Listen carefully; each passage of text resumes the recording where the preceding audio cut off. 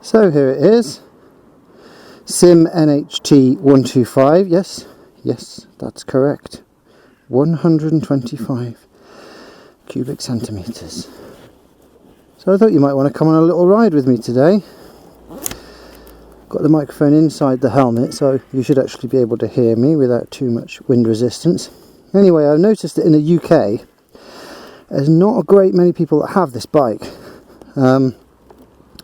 Quite a lot of the videos on YouTube and whatnot seem to be from Europe, from Africa, where this bike's very popular, but not so much here in the UK. I got this little beauty up in Stoke, my first bike, so I don't want you in any way to think that this is me sharing my wisdom. Oh no, there is no wisdom. I know nothing about motorbikes. Most of my motorbike riding at the moment is based on trying not to crash, which is the way it should be. So I just wanted to talk to you as a newbie rider, enjoying my first bike very much. Not concerned about the fact that it's a 125. Trying not to spend too much time looking at the little window on my camera, but instead looking at the road. So anyway, this is a 125 and it comes in the shape of an adventure bike, which, you know, I've been doing all of my research on YouTube, looking at what my next bike's going to be when I pass my test, and I think for most people the notion of an adventure bike being 125 is completely ridiculous. However, there are those among us who haven't passed our test, and a 125 is all we can have. So when I went and bought this bike and I was looking at all the different things that there were available, what I seemed to be being told was that they're all much of a muchness, it's just about styling. Well, it strikes me that's not really the case with the SYM NH-T 125. A couple of reasons. There's the weight, which is low down, which I'm not a pro, but I understand that sort of feels incredibly stable and secure. As a new rider, I just feel like I'm absolutely flowing on this bike. Now, I don't have a great deal of experience, so I can't tell you anything compared to other bikes. What I can tell you is that as a new rider, this is absolutely phenomenal. I'm just loving every moment of it. It makes it easy for me, it makes it enjoyable for me. The other thing obviously is that it's got spoked wheels. Now, I don't think that's particularly a gimmick. You know, the idea is that spoked wheels are easier to repair. I don't think that they're cheaper to put on there, so, you know, there is the intention for, you know, potentially whacking a rock and being able to actually fix your wheel rather than just knacker an alloy wheel. There's the riding position, which is very upright, very adventure bike style, and incredibly comfortable. So the longest journey I've done on this has been into Wales and back. It was a 4-hour round trip, and we went with a group of about 50 bikers, and it was just joyful. It really was. It was a lovely bike. It handled it well. It eats up the corners. It's not a speed machine, as you can see here now. I mean, 30 miles an hour I probably shouldn't be in fourth anyway. The only power you're going to get out of this is going to be in the higher revs. So even now at 6.5, I'm not really feeling any power. Now as it gets up towards 8, I feel like I've got some power. So I'll slip into 5th. And the other thing obviously is the suspension travel on that front wheel. You feel like you know, you've got a bit of suspension there to soak up a bit of the odd bump. Now, I think that this probably is not going to get you across the Alps, but is it a complete fraud as an adventure bike? Well, I've taken it down some little dirt tracks, a little bit of a green lane, a bit of a forest track, you know, a bumpy road that's full of gravel, where, you know, a racing bike would just slip. And I have to say that if you're starting out, you can only afford a 125. You want to nip up to your local mountains, do some forest tracks, take the tent up there by a lake or something, you're absolutely going to love this. You can get panniers to fit on the back, you can ride on it for hours at a time, and it feels comfortable. I mean, as a first bike, I'm absolutely delighted with it. It'll cruise comfortably at 60 on a flat. Going up any kind of incline, you're going to struggle to get past 50. But, you know, when you're just on your first bike and waiting to pass your test, you probably shouldn't be being a speed demon anyway. I'm really using this as the bike that I'm using to work out how to ride a bike, you know, how to stay safe, where to slow down, how to take corners, gear changes, good braking, all that sort of stuff. So I'm actually finding that talking, I haven't been out on a ride for 2 days because it was that, I don't know when you're watching this, but July 2022 in the UK there was like a mega heat wave for 2 days, so I stayed well and truly indoors for that. So I'm just trying to keep my eye on the road a little bit. I like going and exploring little countryside lanes and wiggly stuff where you have to do 15 miles an hour around a corner. That's good fun for me. Also, I'm pretty much trying to stay within the speed limits, to be honest. I know there are times when the road begs you to do something different, but as a learner, you know, figuring out what bends mean, you know, that's often the same on a 125 as it's going to be on a bigger, faster, more powerful bike. That's all about tyres and grip on the road surface. So, but I mean, it really is lovely to throw around. I mean, it just feels so nice on the corners.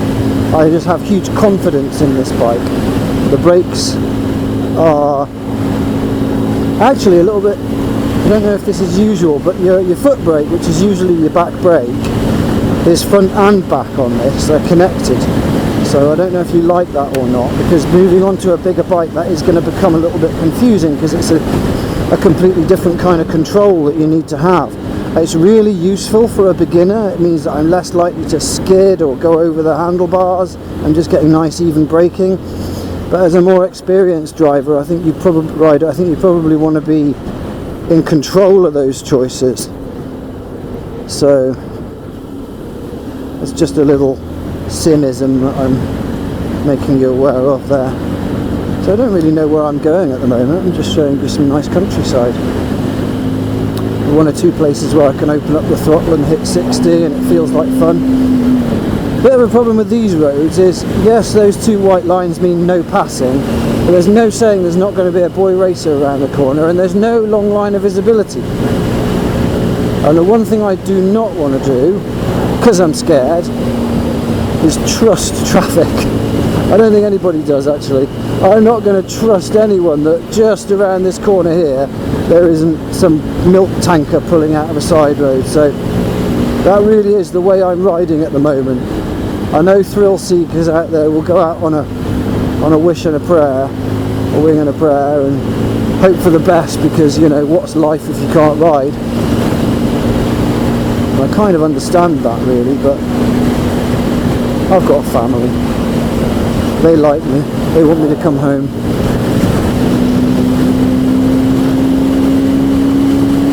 But this is lovely. What a nice bike. What a super duper first bike. You'll wonder why you have absolutely no power, and it's up against that red line in fourth there, and it's taking it up to 56 in fourth gear. It's only 5 speed. So fifth is your top gear. So what else is there to say about this? It's a pretty simple machine. You haven't got a sat-nav or anything like that. You've got a clock, which at the moment is an hour slow, and I don't know how to set it. You've got a speedo, you've got gears, you've got brakes. Ultimately, you've got a super comfortable machine, which is going to be an absolute joy for you if you're just learning to ride. It's 10 horsepower, I believe, so for a 125 it's nowhere near the max. You know, max power you can go up to 15. But that's not necessarily everything you want in a bike. Well, for a start, this thing is £2,500 new, which is just an insane price. I mean, that's really a really good price. Now, one or two things to say about that. You might be thinking, well, you know, these cheap Chinese factories, but this is word that I've heard over the last 5 years. A lot of these factories over in the east have really upped their game, because they had a massive reputation for being absolute tat. So I can't speak for all of them, but the general feeling is, amongst people I've spoken to, that they are upping their game a bit. And bikes that used to be virtually disposable, you know, you buy it 1 year, the next year it's a rust bucket. That's just not the case anymore. I had a very experienced mechanic look over this, you know, to tell me whether it was, as bikers might say, well put together, build quality. That's what you always hear, build quality. And he was really quite struck by it. You know, he was looking at things like the quality of the welding and was saying, look at that weld there, that is like an absolutely perfect weld. And that's what you want to hear from an experienced engineer and biker. You know, it's it doesn't just look nice, it doesn't just feel nice, it's actually a really nicely put together machine that's going to last if I look after it. You know, I know people who've got these, they're quite new and they've got 16,000 miles on them already, so that does give me a bit of confidence if I keep it serviced and don't thrash it. There we go. Pulls away nicely. I mean, you can keep up with traffic, not a problem. Most traffic.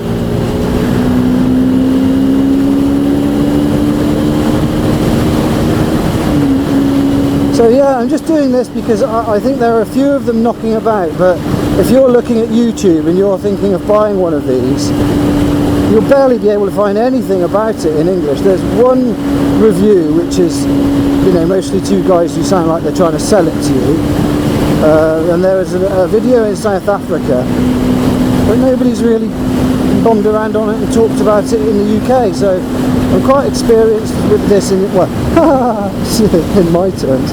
I've had it for about a month. What I mean is, it's not a first ride. I've had it for about a month. I've been riding around on it. I've got its little foibles.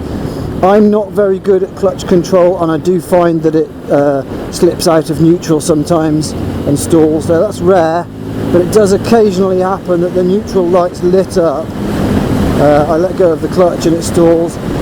Probably it's just my fault, because truth be told, you can really feel it in the gear shift if it's not quite in. So I'm sure I could be partly blamed for that. I'm getting used to it now as well, so where I used to have to fanny around with my foot a little bit, I'm not really having to do that so much anymore. I know somebody had a nasty accident on this road because there are farms along here, and there was a tanker pulling out. Now, I mean, realistically, I think he was racing. He was probably doing about 100 miles an hour, and that was very sadly the end of him. But as a new rider, I'm just constantly thinking, everywhere I can see, if I can't see at least double my stopping distance, then I'm doing something wrong. Like, I've got to assume that there's a car coming around that corner at least as fast as I am, overtaking a tractor. You know, I'm just riding around assuming that as a newbie rider. And I think that probably when you get super experienced, you know, I've seen people overtaking cars, there's two vehicles coming on at them, and they can just whip it out of the way, or just find that gap and go between them. It's like some kind of racing video game, but that's just nowhere near where I am. Frankly, I don't really want to be there. I hope you're not getting too much wind noise. I hope you can hear me alright. Getting quite a lot of wind noise in my ears. I don't know about that microphone. So I'm not 100% sure where this road goes. What we're going to do is just have a little explore. I'll take a left up here at some point. So I'm not sure what else there is to say about this bike. Yeah, I've off-roaded it in, you know, the very strictest sense, in that it wasn't literally tarmac. I haven't tried to do anything extreme. I don't think there's any point because it hasn't got the power, but my initial thing of, is it a complete scam to call it an adventure bike? No, I wouldn't hesitate for one moment to take it up to North Wales, down some forest tracks to find a nice camping spot. Absolutely not. And I think as well, the reason why you'll see quite a lot of SYM over in you know, Africa and India, and people riding them around and making videos about them there is affordability. There's a lot less disposable income. So a 125 is completely normal. They wouldn't be thinking, oh, is a 125 really an adventure bike? It just is. So they'll use it for that, and it does very well, thank you. And do you know what really excited me about it most of all was, I've got to plug this YouTube channel, assuming anybody's watching this. I wanted to have a look up there the other day, so I'm going to go and have a look up there now. Let's see if we can do some adventure biking without stalling. I was in 4th. So I'm going to go and have a look up there for you. That's neutral.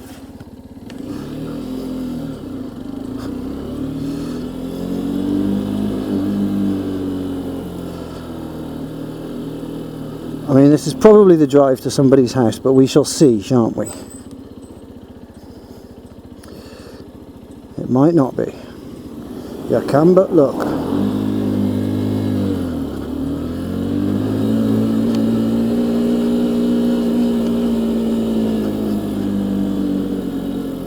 Yeah, it looks to me like it's the drive to somebody's house. That was a daft idea. Well, it wasn't, because I didn't know. Oh, stuck up someone's house now. Sorry. Let's just turn this around. There are little lanes like this around the place. It's only the locals that really know about them. But if you were on, no, this isn't exactly tarmac, so you know, a racing bike might just struggle a little bit. This just feels somehow a bit more comfortable. I mean, there's my drive that my mate comes down my drive, which is a bit like this, and he really does struggle to hold on. Right, let's see if I can get out of here now with this visibility.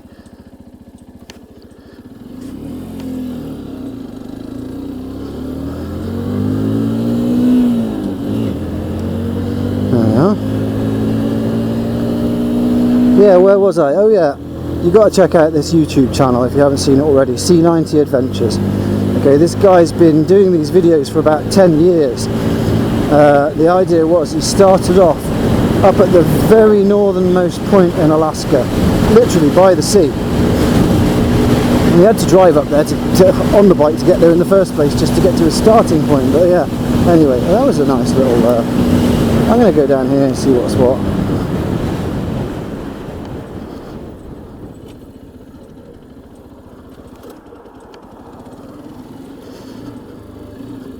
I don't think it's going to be anything but a farm, but you never know, you might just find the odd little road that nobody knew about. So what is this place? I just wanted to show you the you know, oh, this is interesting. Oh, what is this? We're on sand now.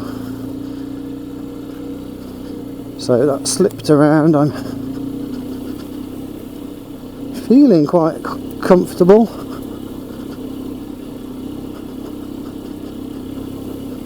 This is a bit of a test.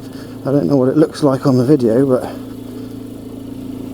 the bike is so stable. It's just... Oh! Absolute vintage. The bike is so stable. Well, that was me trying to turn into a blooming huge...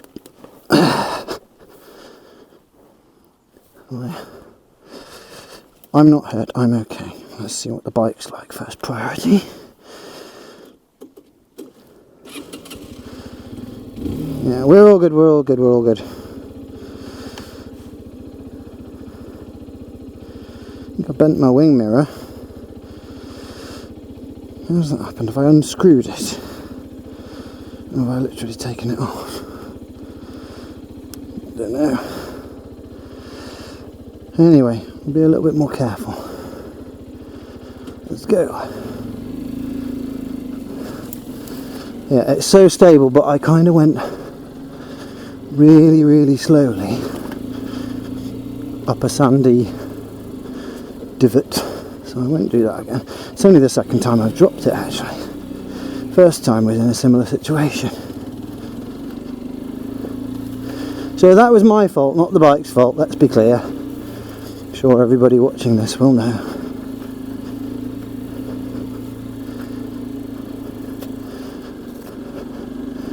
And it just ends in a field. Oh well, we had some fun. Proof of concept. Handles the bumpy stuff quite well unless there's an idiot newbie rider. I'm kind of curious as to whether I've completely fluffed my wing mirror. Just bear with me while I fiddle around with this a second.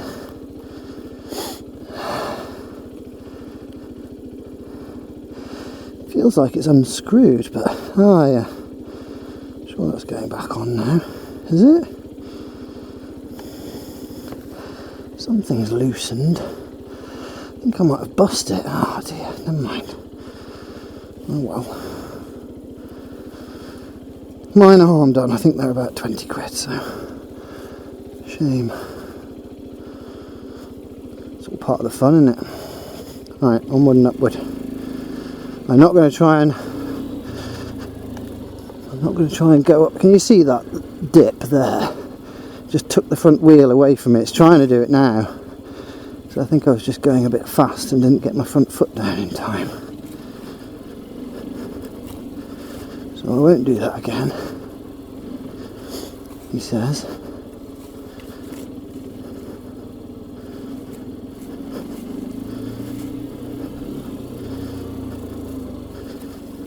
Oh, yeah, it wanted to do it again there then. Whoa! Nearly got away from me. Goodness me, I reckon there's some skill to this which I do not have.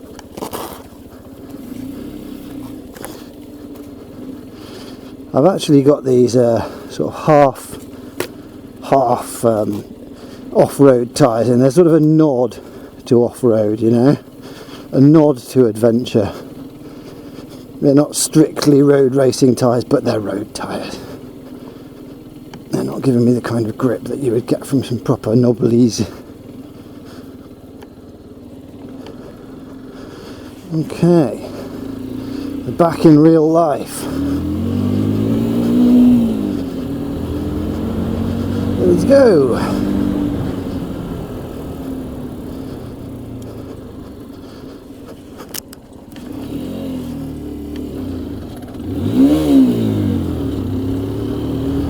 Should have gone back down first, but I didn't.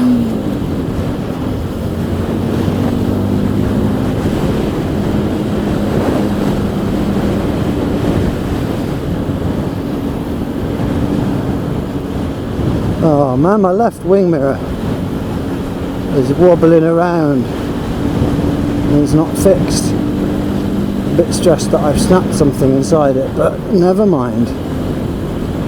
Worst thing that's happened. So yeah, you're welcome to come with me on the rest of my little journey, but I just wanted to introduce you to the feel of the SYM NH-T.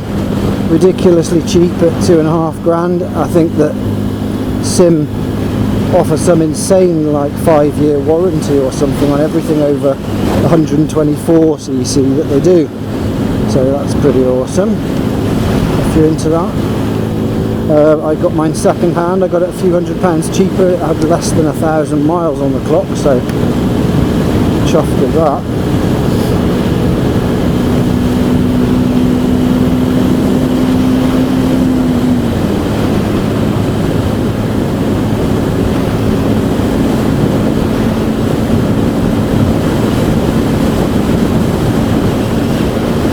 But for this kind of riding, I mean, what more could you want? It's absolutely, it's perfection. If you want something that's gorgeous on the road, and you're not an idiot off-road trying to drive really slowly sideways up dusty curves, then it's a cracker.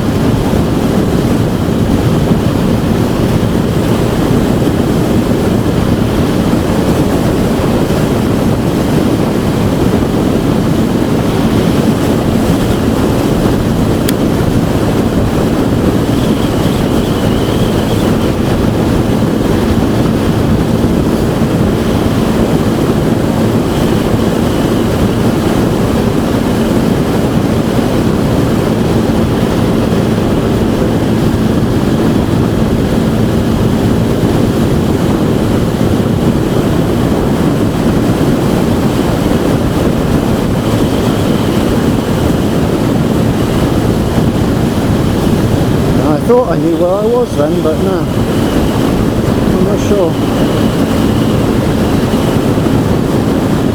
Oh yeah, it is what I thought I was.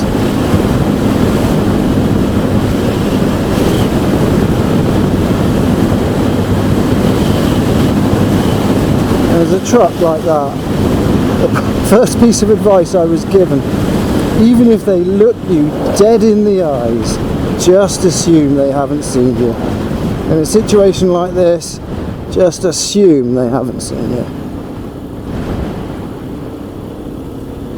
Never think they've seen you. Slow down to the point where if they pulled out on you, you would have an escape. And I think that that was very good advice to live by, quite literally.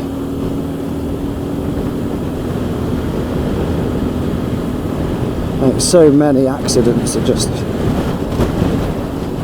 like it's being pulled out on. And I saw an interesting video the other day explaining how that seems to happen so often. Like with a car coming over a hill from a couple of hundred yards away, it's very, very wide right at the start, and it stays wide, and there's an expectation of speed of the travel of that car that most road users will understand. They'll sort of assume that it's going in the speed limit and it's visible, it's there, so they make a judgment.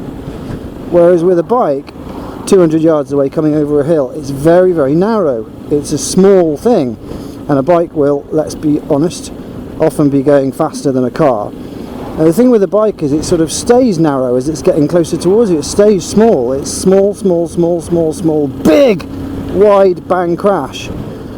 So I'm going to go down here. So there's really only a couple of things that you can do about that. One is assume that someone's going to pull out on you. One is, and this was quite a good one, for your braking, if you think that that might happen, get your fingers ready on your brakes, even partly pull them in. And this is a good one as well. I mean, I'm a newbie rider, I don't know this stuff, I've only heard it from somebody else, but it makes sense to me. So number one, assume that it's going to happen. Number two, go at the normal speed of traffic or slower, so that you know that if it happens you've got an escape. And another good one that I heard is get the brakes so that they're just at the point where they're about to make contact and grip. And the reason for that is if you have that gap, so if you've just got your fingers resting on the brakes and you pull, you're going to get a sudden jerk as the brakes make contact, because your fingers will come in, speed up as you pull the brakes, and then they'll be going quite hard and fast by the time the brakes actually make contact. Whereas with the front brake, if you've got it at the point where it's just about to brake and you start braking, you've already transferred some of that weight to your front tyre by the time you start braking hard, which means that you've got better grip on the road. So it's kind of difficult to remember all that stuff, but I guess it just comes down to go at a sensible speed, be ready to brake, and make sure that you've got an escape, because otherwise you're just trusting other people, trusting other people on the road with your lives. I don't like generally trusting random strangers with my life. I'll sort my own life out, thanks.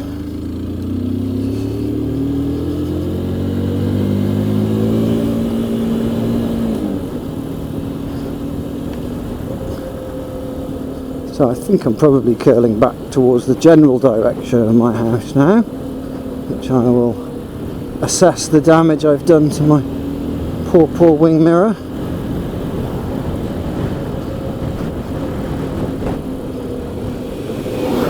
The tractors are very polite round here once they see you. I was on a road like this 2 days ago, and it was one of those tractors pulled out of a gap in the hedge, and it had one of those ruddy great weights on the front, you know, those huge 2-ton weights sticking out the front of it. And the guy just drove out into the road until he could see, so until his cab was level with the edge of the hedge. And at that point, he stopped the tractor and looked left and right to see if anything was coming. It was like, are you actually serious? Are you actually thinking that, you know, if I had been going faster, then that would have been really, really tragic.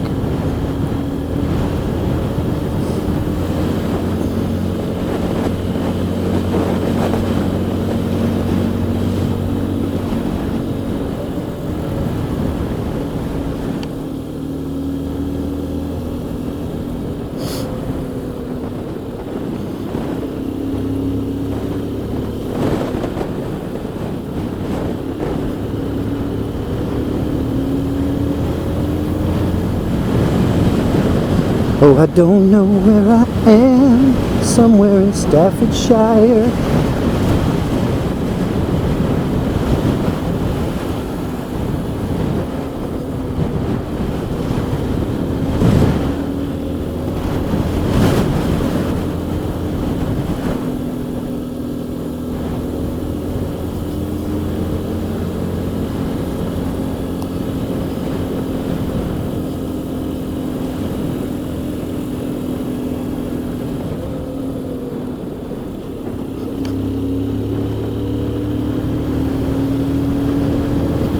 I find it a bit weird that my wing mirror's done that, because surely that's a common thing to happen when a bike falls over. I mean, we drop bikes all the time. Maybe wing mirrors get broken all the time. I'm just wondering if it's unclipped something rather than actually broken it. I'll have a look when I get home. Fingers crossed. Because it looks like it's part of the whole, it's part of the brake, so that doesn't seem super easy to replace or super cheap, unless there's some kind of unclippy bit that I can unclip. Eastern Loop, never heard of it. Western Loop, what? All these places a few miles from my house and I don't know what they are. Hang on, I recognise this. I came up here the other day. I think if I go back down there, where the heck is it? I came this way the other day and I went the wrong way. Now, did I go left the wrong way or did I go right the wrong way? Shine, I don't know. I think I went left the wrong way. Let's give it a go, guys and girls.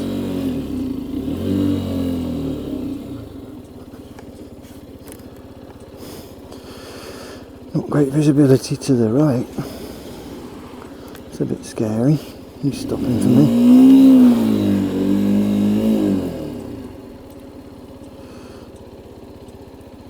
Going super slowly. It's all good, man. It's all good.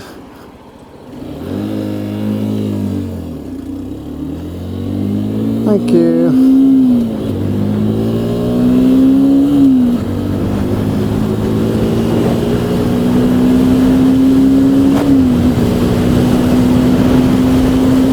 So I think I'm back on the road now where I turned off and did that silly thing, which we shan't talk about any longer. Let us never speak of it again. Oh, this is nice, isn't it? This is a nice bit of road.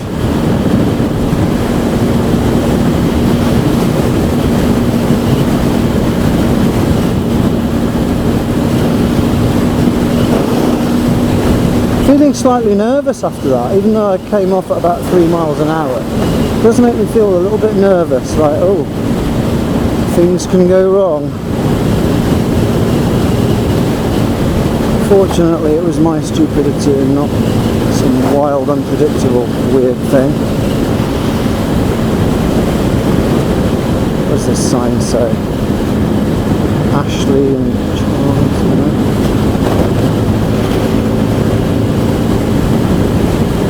Oh, it's great getting lost. Kind of what you want to do. I don't like riding around on roads where I know where I am all the time.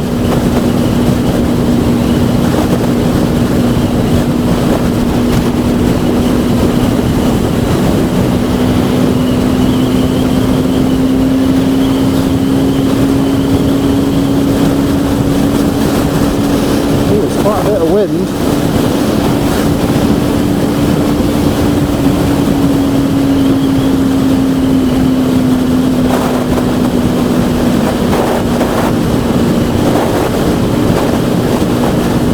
Nudging me sideways a bit there.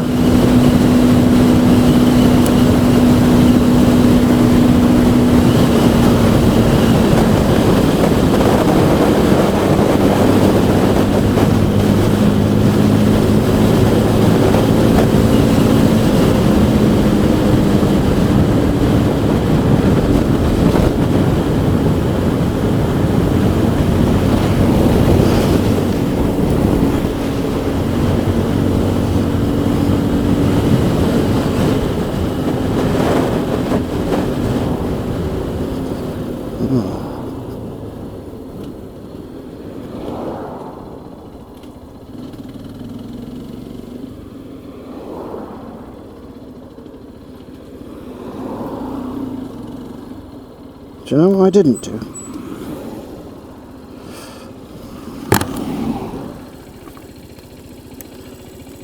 Oh, I've knocked the spring off my back brake, that's what it is. I need to pull over and pop that back on.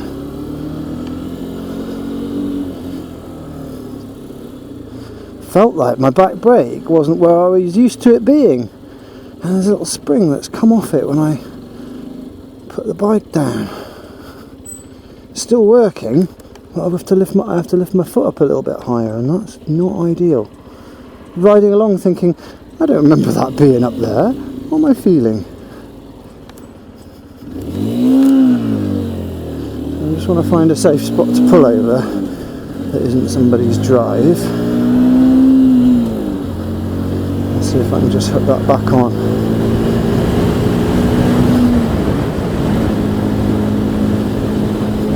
Oh, see, that would have been the ideal spot. Wow, what am I thinking?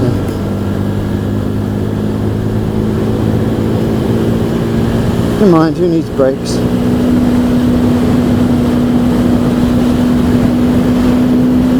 Just to be clear, the brake is working fine. So I need to lift my foot up a bit higher to actually feel it. Oh.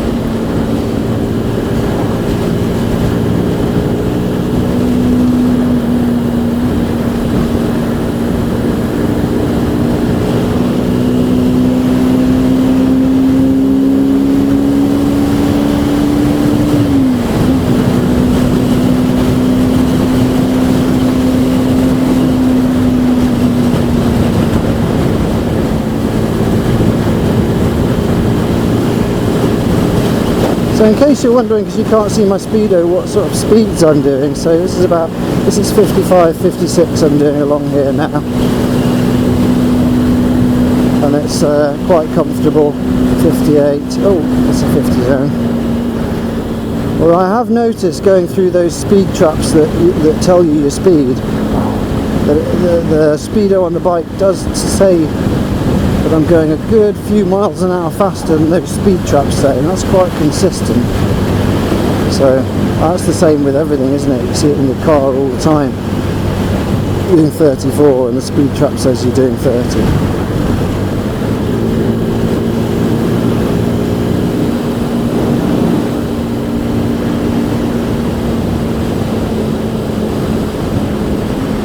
So I've got to do my first wrenching on my bike with a new wing mirror.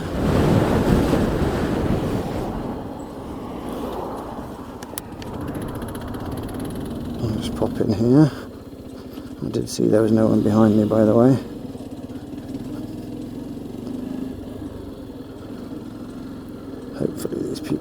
friendly enough to let me just park here for a second.